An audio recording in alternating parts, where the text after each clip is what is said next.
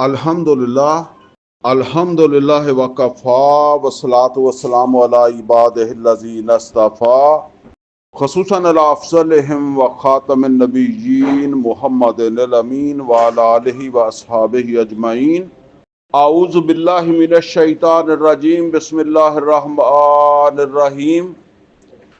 قال اللہ عز وجل فی کتابہ الکریم والعادیات ضبحا فالموریات قدحا فالمغیرات صبحا فاثرن بہ نقعا فوسطن بہ جمعا ان الانسان لربہ لکنود وانہ علی ذلک لشہید وَإِنَّهُ لِحُبِّ الْخَيْرِ لَشَدِيدٌ أَفَلَا يَعْلَمُ إِذَا بُعْثِرَ مَا فِي الْقُبُورِ وَحُصِلَ مَا فِي الصُّدُورِ إِنَّ رَبَّهُمْ بِهِمْ يَوْمَئِذٍ لَخَبِيرٌ۔ صدق اللہ العلی العظیم۔ ربی اشرح لی صدری ویسر لی امری واحلل عقدۃ من لسانی یفقہوا قولی۔ اللہم ارنا الحق حقا وارزقنا اتباعہ وارنا الباطل باطلا وارزقنا اجتنابہ، آمین یا رب العالمین۔ عزیز دوستو، 30ویں سپارے کی 23ویں سورت سورہ عادیات، یہ سورت ہے جس کی میں نے ابھی تلاوت جو ہے وہ کی گئی۔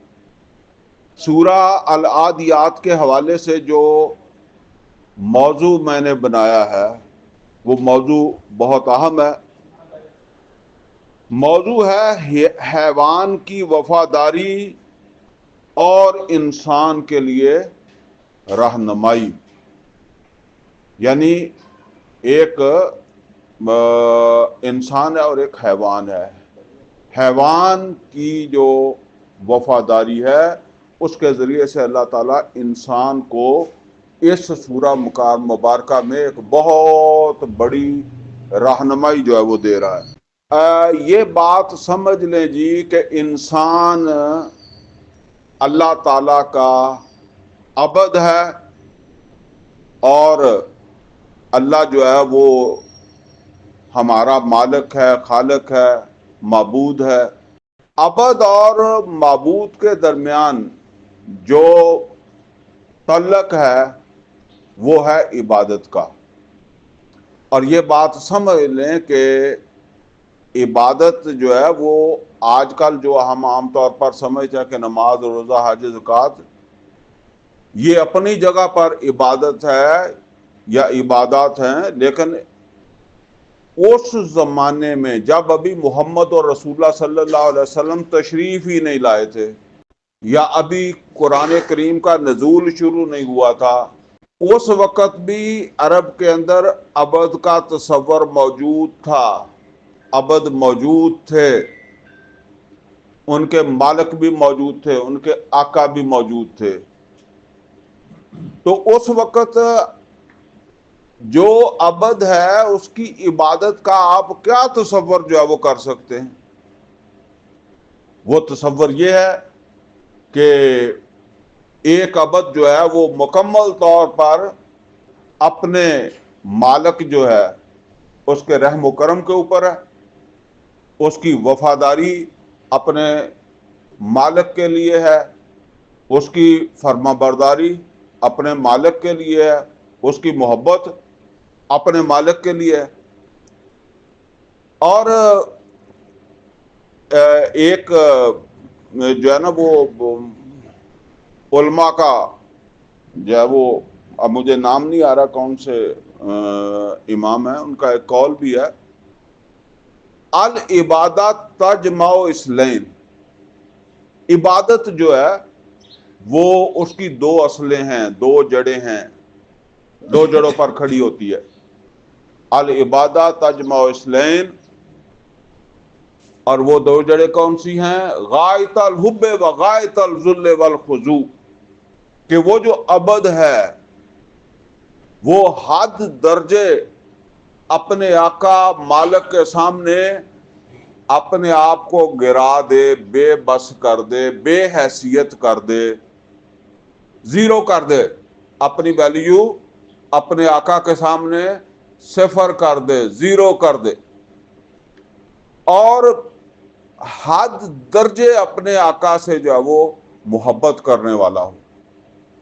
اب آپ دیکھیں قرآن حکیم میں اللہ تعالیٰ یہ بات ارشاد فرماتے ہیں کہ وَمِنَ النَّاسِ مَن يَتَّخِذُ مِن دُونِ اللَّهِ أَندَادًا، لوگوں میں سے ہیں جو اللہ تعالیٰ کے علاوہ دوسروں کو اللہ کا مد مقابل بنا لیتے ہیں۔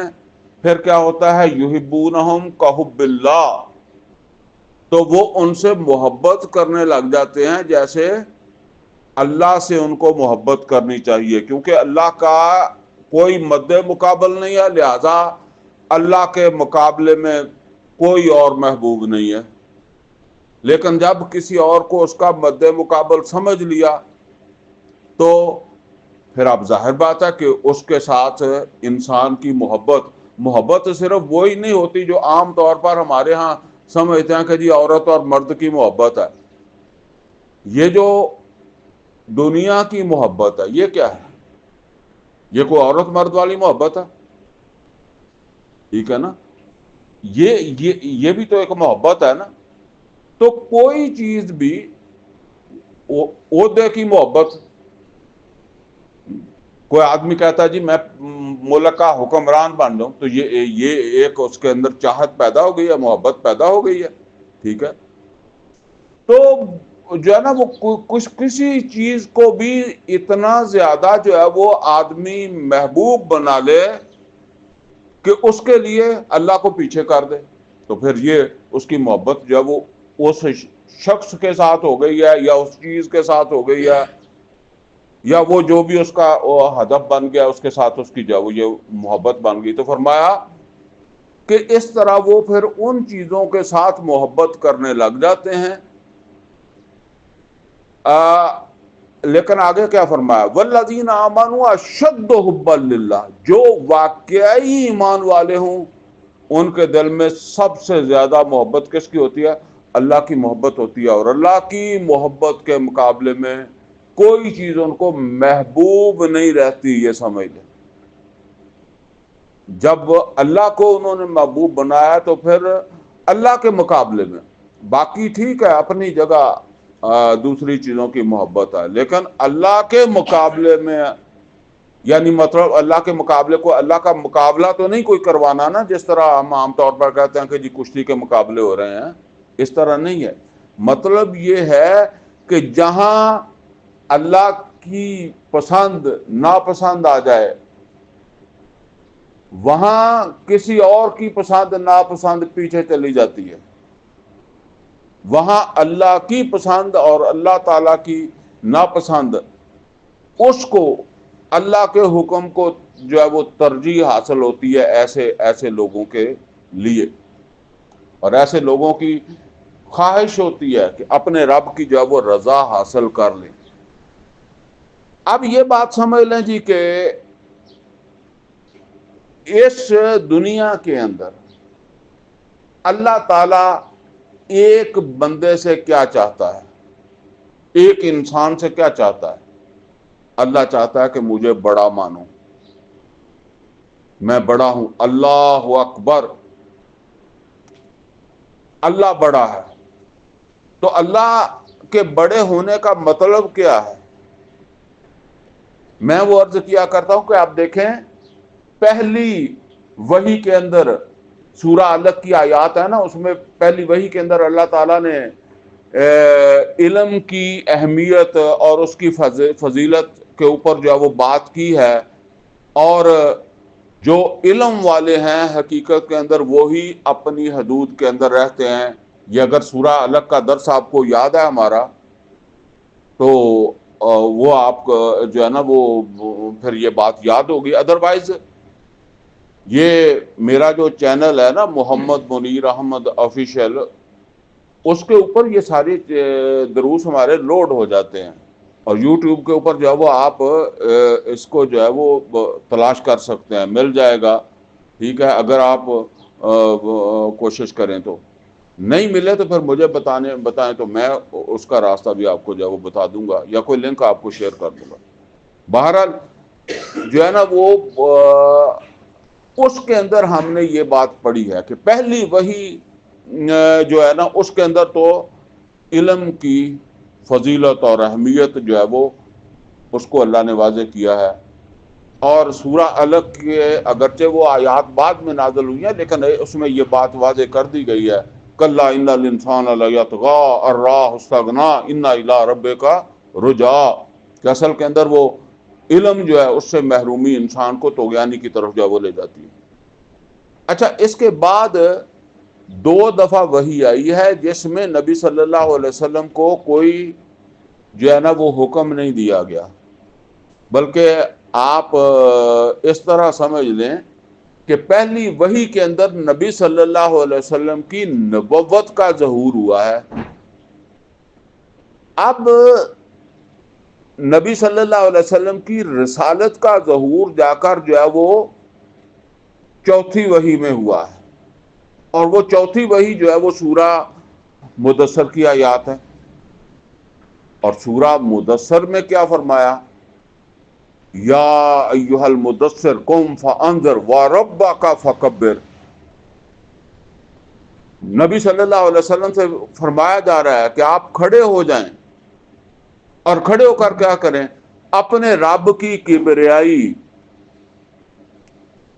اب ایک کبریائی کھڑے ہو کر کرنی ہے، اور ایک کبریائی وہ ہے کہ جو انسان نے ماتھا زمین کے اوپر جو وہ رکھ کر کرنی ہے۔ جب ہم ماتھا زمین کے اوپر رکھتے ہیں سجدے میں جو ہوتے ہیں تو اس وقت ہم کیا کہتے ہیں؟ سبحان ربی الاعلی، پاک ہے میرا رب جو بہت اعلیٰ ہے۔ یہ ایک تو اللہ کی کبریائی یہ ہے، ایک کھڑے ہو کر کرنی ہے۔ سمجھ آئی ہے بات آپ کو کہ نہیں آئی؟ اب یہ کھڑے ہو کر جس کبریائی کی بات ہو رہی ہے وہ کون سی ہے؟ وہ ہے اپنے معاشرے کو بھی اللہ تعالی کی بڑائی ماننے کے لیے جو ہے وہ اس پیغام کو جو ہے وہ پہنچانا۔ یہ عمل جہاد ہے۔ یہ عمل جہاد اصل کے اندر ہے اللہ تعالیٰ کی کبریائی کے لیے، اللہ کی بڑائی کے لیے۔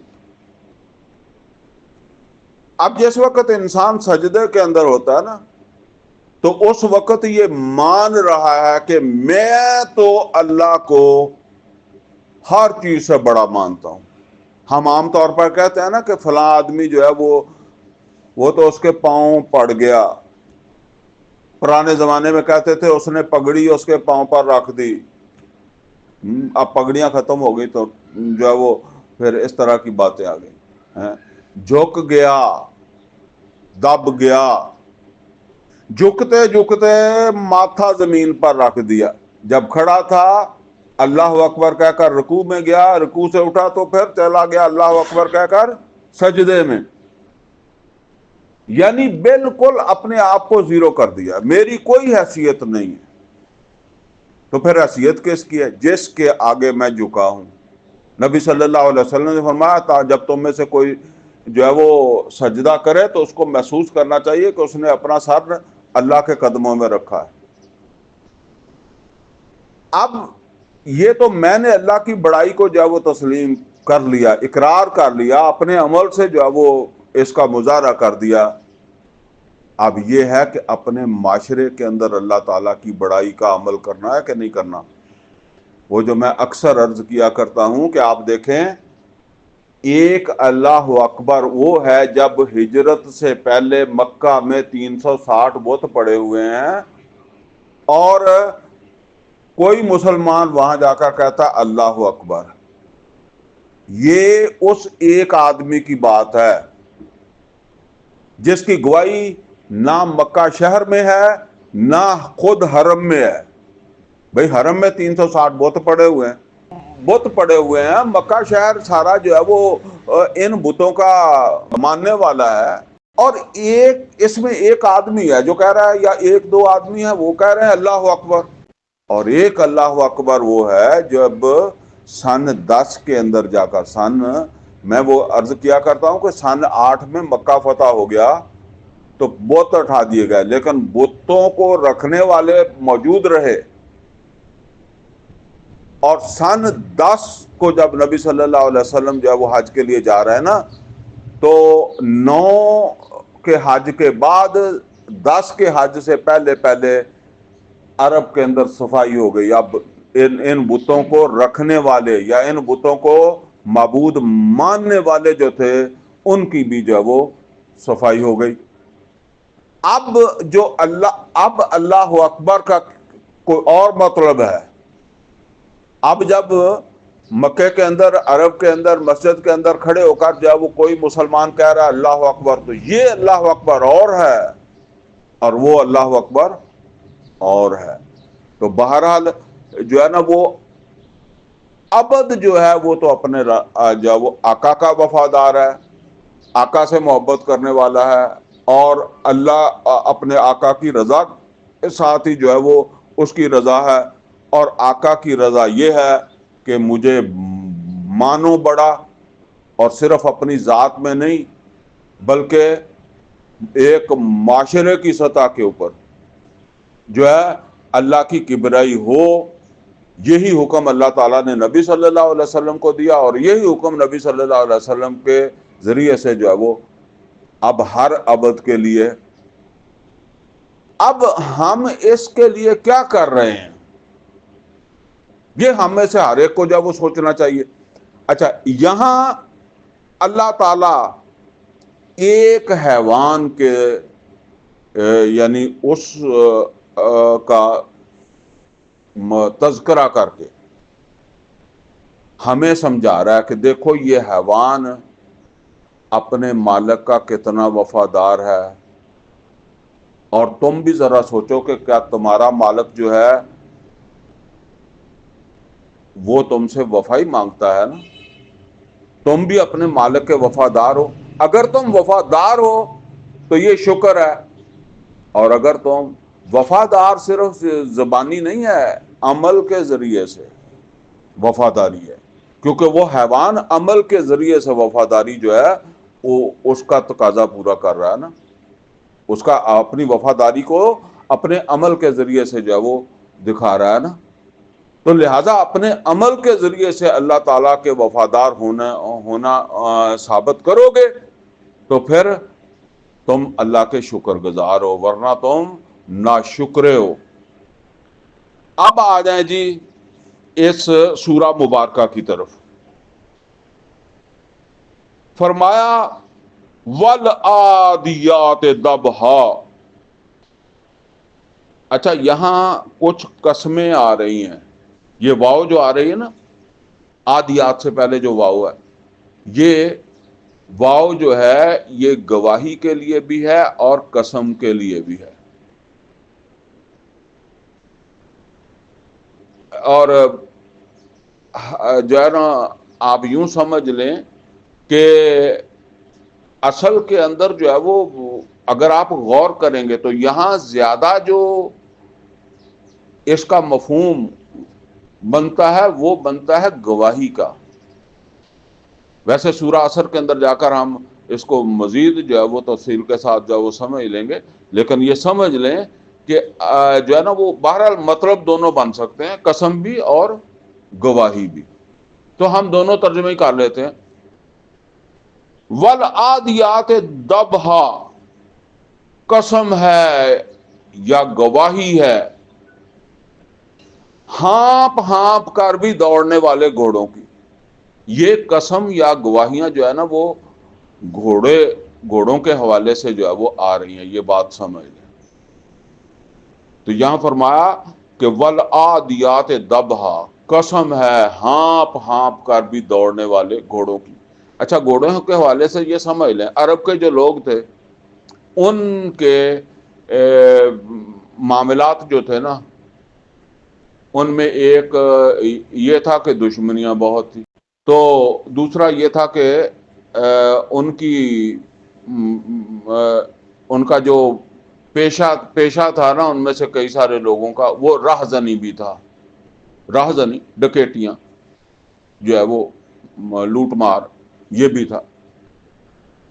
چونکہ ہماری طرح کی کوئی حکومت نہیں تھی، لہذا جو ہے وہ اب قبائل ہیں، کسی قبائل کے ساتھ دشمنی بھی ہے تو اس پر غارت گری کرنی ہے، اور اسی طریقے سے اگر کوئی ڈاکہ مارنا ہے تو پھر بھی گھوڑا چاہیے، اونٹ نہیں چاہیے، کیونکہ اونٹ ویسے اس علاقے کے لیے موزوں ترین جانور تو اونٹ ہے، لیکن اونٹ کا مسئلہ یہ ہے کہ اونٹ جو ہے وہ آہستہ چلتا ہے نا، جبکہ ڈاکو کو یا شب خون مارنے والے کو تیز سواری چاہیے. اس زمانے کی تیز ترین سواری پھر گھوڑا تھا، اور ہمارے ہاں آج تک وہ کہتے ہیں نا عربی گھوڑا، وہ اسی لیے.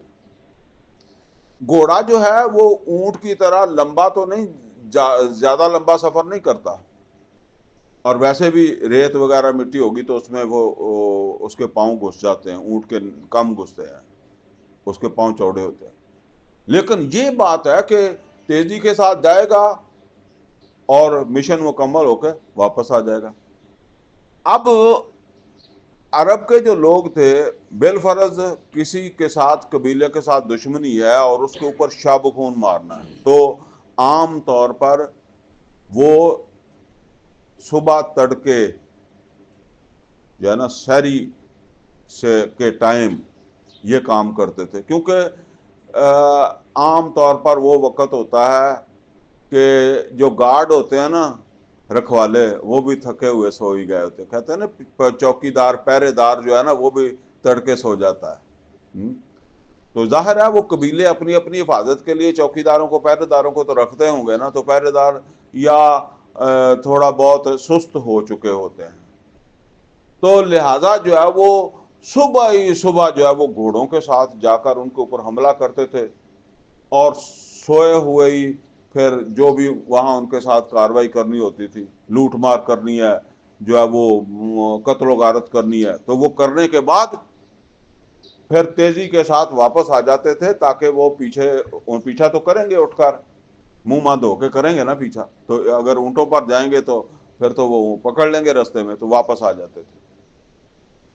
اسی طریقے سے جو ہے وہ دوسرے لڑائیوں کے اندر بھی جو ہے وہ استعمال ہوتے تھے، باقاعدہ لڑائیاں اگر کوئی ہو رہی ہیں تو اس میں بھی استعمال ہوتے تھے.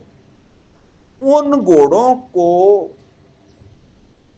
جو ہے نا وہ ان گھوڑوں کو اللہ تعالیٰ جو ہے وہ بطور مثال پیش کر رہا ہے کہ یہ دیکھو کہ کس طریقے سے جو ہے وہ تھک جاتے ہیں. حیوان ہے نا، تھک جائے تو رک جائے، لیکن وہ پھر بھی دوڑتا جاتا ہے. والعادیات ضبحا، گواہی ہے اور قسم ہے ہانپ ہانپ کر بھی دوڑتے جانے والے گھوڑوں کی، یعنی تھک تھک کے بھی جو ہے وہ جان مار رہے ہیں، دوڑ رہے ہیں. فالموریات قدحا، اور سم مار کر چنگاریاں نکال دینے والے. یہ ابھی تو شاید یہ بات نئے لوگوں کو سمجھ نہ آئے، پرانے لوگوں کو پتا ہوگا کہ ایک زمانہ تھا، نہ کوئی موٹر سائیکل ہوتے تھے، سواری سائیکل ہوتی تھی، اور سائیکل بھی کم ہی ہوتا تھا، اور زیادہ تر جو سواری عام آگے پیچھے چھوٹی سواری بس بھی تو بہت کم ہوتی تھی، تو وہ تانگا چلتا تھا، سڑکیں بھی نہیں ہوتی تھی. لیکن وہ تانگا کبھی آپ نے پرانے لوگوں نے دوڑتا دیکھا ہوگا، وہ جو گھوڑا جب دوڑتا تھا رات کے خاص طور پر وقت، اور وہ کسی پتھریلی جگہ کے اوپر دوڑتا تھا، تو اس کے پاؤں سے شعلے نکلتے تھے، چنگاریاں جسے کہتے ہیں نا. ایک تو وہ ویلڈر نکالتا ہے نا چنگاریاں، ویلڈر تو خیر بہت زیادہ نکالتا ہے، وہ جو ہے اصل کے اندر گھوڑا جو ہوتا ہے نا، اس کے پاؤں کے نیچے، کیونکہ دوڑنے کی وجہ سے پاؤں اس کے جو ہے نا وہ گھس جاتے ہیں، تو پھر یہاں بھی لوگ جو ہے وہ کرتے تھے، عرب کے لوگ بھی کرتے تھے، اس کے نیچے سم لگاتے تھے لوہے کے سوم جو ہے وہ لگاتے تھے تاکہ اس کا پیر جو ہے وہ سیف رہے۔ اب وہ جب دوڑتا ہے تو جس طریقے سے کسی اندھیرے کمرے کے اندر آپ لوہے پہ لوہا ماریں گے تو شعلہ نکلے گا، اسی طرح لوہا جب پتھر کے اوپر پاؤں مارتا تھا نا گھوڑا زور سے دوڑنے کے لیے تو اس سے شعلے بھی نکلتے تھے۔ اب یہ شعلہ نکلے گا جتنے زور سے وہ پاؤں مارے گا، اور جتنے زور سے وہ زمین پر پاؤں مارے گا اتنے زور سے وہ تیزی سے آگے بڑھے گا۔ اللہ یہ بتا رہا ہے کہ اپنے اس مالک کی وفاداری میں اتنا زور سے بھاگنے والے کہ پاؤں سے جو ہے وہ شعلے نکال دیں۔ فل موریات قدحا فل مغیرات صبح، اور پھر صبح ہی صبح جا غارت گری کرنے والے، یعنی صبح ہی صبح جو ہے وہ شب خون مارنے والے۔ وہ میں نے پہلے بھی عرض کیا نا کہ صبح کے ہمارے بھی یہ پولیس عام طور پر جو ریڈ کرتی ہے نا وہ صبح صبح ہی کرتی ہے، وہ اس لیے کرتی ہے کہ محلے والے سوئے رہ جائیں اور وہ گھر والے بھی زیادہ ایکٹیو نہ ہوں اور سوئے سوئے پکڑ لیں ان کو، جو ہے نا۔ تو فرمایا پھر صبح ہی صبح وہ دشمن کے اوپر جو ہے وہ شبخون کے لیے جو ہے وہ پہنچنے والے۔ فَأَثَرْنَ بِهِ نَقْعًا، اور پھر اس کے اندر جو ہے وہ گرد اٹھا دینے والے۔ ویسے کبھی آپ نے گھوڑا ایک بھی دوڑتا دیکھا ہو نا تو وہ بھی اندھیری لے آتا ہے، بہت مٹی اڑاتا ہے، اور ظاہر ہے وہاں ایک گھوڑا تو نہیں، اتنے گھوڑے جا رہے ہیں، جنگ ہو رہی ہے، تب جو ہے وہ گھوڑے استعمال ہو رہے ہیں نا۔ آپ کو پتا ہے جب یہ غزوہ احد ہوئی تھی تو اس کے اندر 200 گھوڑے لے کر مشرکین مکہ آئے تھے، جن کی کمانڈ خالد بن ولید رضی اللہ تعالیٰ عنہ کر رہے تھے۔ انہوں نے وہ پہاڑ کا چکر کاٹ کے پھر حملہ کیا تھا جس کی وجہ سے 70 مسلمان شہید ہوئے تھے۔ تو فرمایا کہ فاصر نہ بہی نہ کا، اور پھر اس طریقے سے جو ہے وہ مٹی اڑا دینے والے، دھوڑ اڑا دینے والے، آندھی اٹھا دینے والے اپنے مطلب وہ دوڑ کے نتیجے میں۔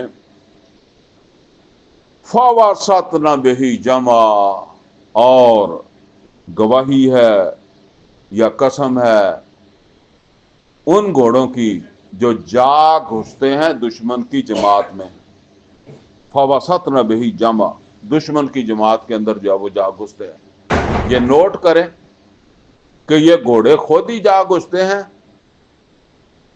یا ان کو کوئی حکم دے رہا ہے؟ ان کا مالک حکم دے رہا ہے نا، گھوڑے کا مالک حکم دے رہا ہے اور وہ جا رہے ہیں۔ اچھا یہ نہ سمجھیں کہ گھوڑا جو ہے اس کو پتہ نہیں ہے کہ یہ خطرناک جگہ ہے۔ یہ جانور بھی اس بات کو جو ہے وہ پہچانتے ہیں۔ پھر ظاہر ہے جس کو جنگ میں لے جانا ہے اس کو تو پوری ٹریننگ کروائی ہوئی ہے، اس کو پتا ہے کہ برستے تیروں میں جانا ہے، وہاں کچھ بھی ہو سکتا ہے، پھر بھی وہ جا گھستے ہیں زمین اپنے جو ہے وہ دشمن کی جماعت کے اندر۔ فَوَسَطْنَ بِهِ جَمْعًا، اور پھر جا گھسنے والے جو ہے وہ دشمن کی جماعت کے اندر۔ اب آگے جو بات ہے نا ذرا اس کو توجہ کر لیں۔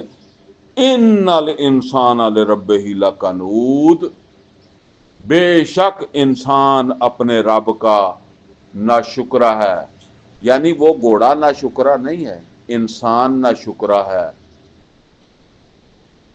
انسان اپنے رب کے ساتھ وفا نہیں کر رہا، وہ گھوڑا تو وفا کر رہا ہے، اپنی جان کی پرواہ نہیں کر رہا۔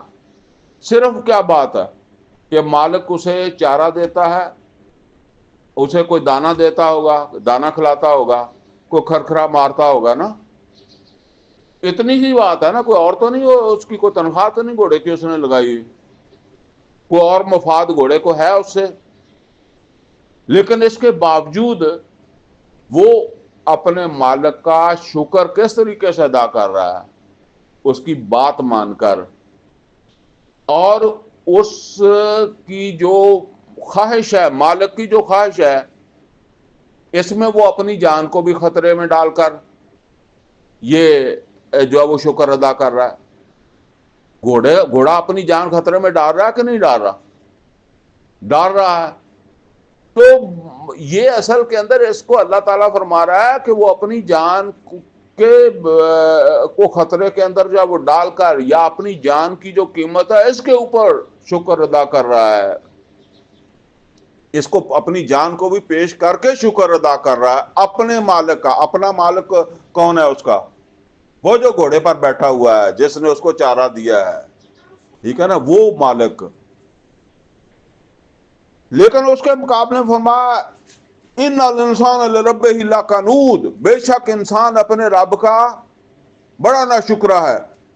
اور سورہ بنی اسرائیل کی آیت 27 کے اندر شیطان کے بارے میں بھی اللہ تعالیٰ نے یہ فرمایا، وَكَانَ الشَّيْطَانُ لِرَبِّهِ كَفُورًا، شیطان اپنے رب کا ناشکرا ہے۔ اور اسی طریقے سے سورہ بنی اسرائیل کی آیت نمبر 67 میں یہ فرمایا انسان کے بارے میں، وَكَانَ الْإِنسَانُ كَفُورًا، اور انسان بھی ناشکرا ہے، شیطان بھی ناشکرا اور انسان بھی ناشکرا۔ اور یہاں پھر فرمایا ان الانسان لربہ لکنود، بے شک انسان اپنے رب کا ناشکرا ہے۔ وَإِنَّهُ عَلَىٰ ذَلِكَ لَشَهِيدٌ، بے شک وہ خود اس کے اوپر گواہ ہے، یعنی اس کا طرز عمل گواہی دے رہا ہے۔ بھئی گھوڑا تو اپنی جان کی جو ہے وہ پرواہ نہیں کر رہا، اس لیے، اور اپنے جو مالک ہے اس کی رضا کی طرف جب وہ جا رہا ہے اس خطرے کے باوجود، اور یہ سارا دن اپنے رب کی نافرمانیاں کرتا ہے۔ اور سب سے بڑی بات تو وہ ہے کہ نہ خود اللہ کو بڑا مانتا ہے۔ دیکھیں جب سر زمین پر رکھ دیا ہے اور یہ مان لیا کہ اللہ اکبر ہے اور اللہ سب سے بڑا ہے، تو پھر دکان پر جا کر جو ہے وہ ملاوٹ کیوں کرتا ہے، کم کیوں تولتا ہے، جھوٹ کیوں بولتا ہے، پھر جو ہے وہ دوسرے انسانوں کے حقوق کیوں نہیں ادا کرتا، دوسروں کا حق کیوں کھاتا ہے، ظلم کیوں کرتا ہے؟ اللہ نے تو ظلم سے منع کیا، بے حیائی کیوں کرتا ہے، شراب پیتا ہے، اور کتنی نافرمانیاں کرتا ہے۔ تو پھر بڑا جس کو مانا ہے اس کے فرمان کی وقت ہی کوئی نہیں مانتا، اور پھر اس سے آگے بات کیا ہے کہ اگر بالفرض یہ بات ہے کہ میں نے اپنی حد تک تو جو ہے وہ اللہ کو بڑا مانا ہے، تو پھر کیا تمہارے معاشرے میں بھی اللہ بڑا ہے؟ جس رسول صلی اللہ علیہ وسلم کو ہم کہتے ہیں جی ہمیں بہت محبت ہے اپنے رسول سے، اس رسول صلی اللہ علیہ وسلم نے بے ہوش بھی ہوئے اس رستے کے اوپر اور دانت بھی تڑوائے، اور پوری زندگی جو ہے وہ جہاد کیا، اور یہاں تک کہ واقعی اللہ کی کبریائی جو ہے وہ کر کے دنیا سے رخصت ہوئے۔ تو فرمایا کہ وَإِنَّهُ عَلَىٰ ذَلِكَ لَشَهِيدٌ، بے شک وہ خود اس بات کے اوپر جو ہے وہ گواہ ہے۔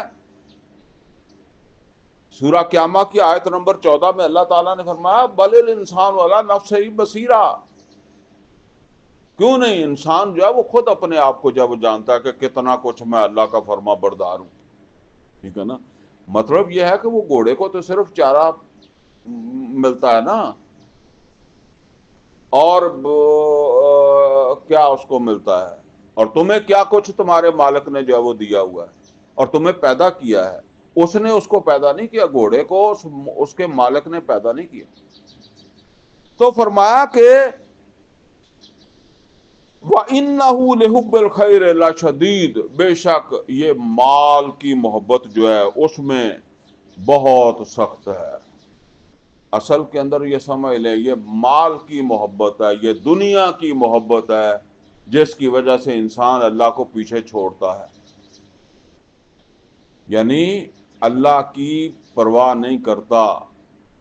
کس وجہ سے؟ دنیا کی محبت ہے۔ اور دنیا کے حوالے سے جو ہے وہ سورہ بنی اسرائیل کی آیت نمبر 18 میں اللہ تعالیٰ نے ایک بات فرمائی ہے، فرمایا من کانا یرید العاجلہ، اور جو کوئی بھی دنیا پسند کرنے والا ہے، اجلنا لہو فیہا ما نشاء لمن نرید، تو ہم دنیا میں سے اس کو دے دیں گے، جس کو چاہیں گے دیں گے، ہر ایک کو، چاہنے والے کو نہیں دیں گے، جس کو چاہیں گے دیں گے، اور جتنا چاہیں گے اس کو جو ہے وہ دے دیں گے۔